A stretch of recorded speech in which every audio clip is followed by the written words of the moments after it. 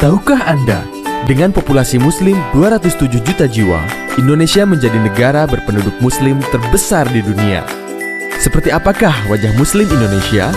Untuk mengetahui perspektif sosial keagamaan kalangan muslim Indonesia, pada akhir Maret 2016, Wahid Foundation dan Lembaga Survei Indonesia mengadakan survei di 34 provinsi.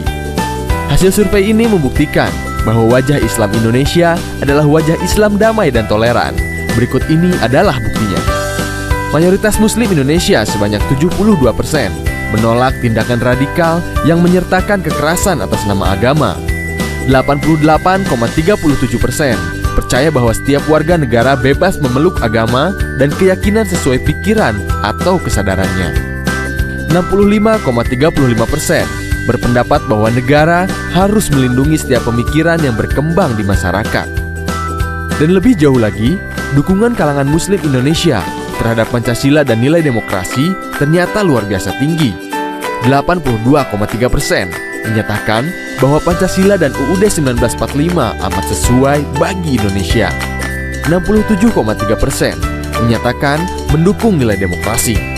Tapi, apakah Anda juga tahu bahwa Indonesia menghadapi tantangan yang serius, yaitu menguatnya potensi intoleransi sosial keagamaan? Jika dibiarkan, potensi ini dapat berujung pada aksi radikalisme atas nama agama.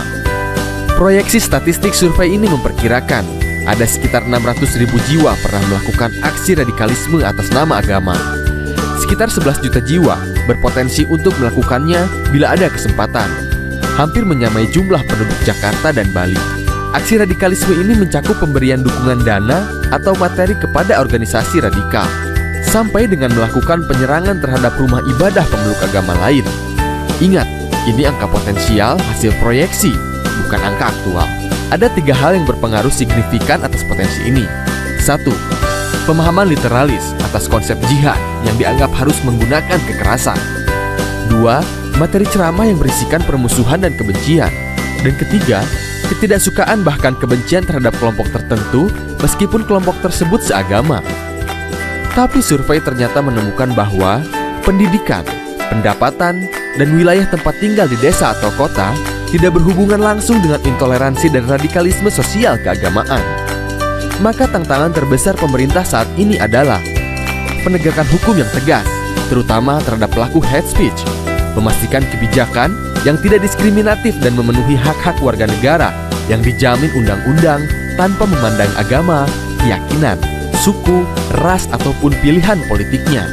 Pemerintah pusat dan daerah juga tidak boleh memberi dukungan kepada kelompok atau organisasi yang diketahui melakukan aksi-aksi intoleran dan radikal.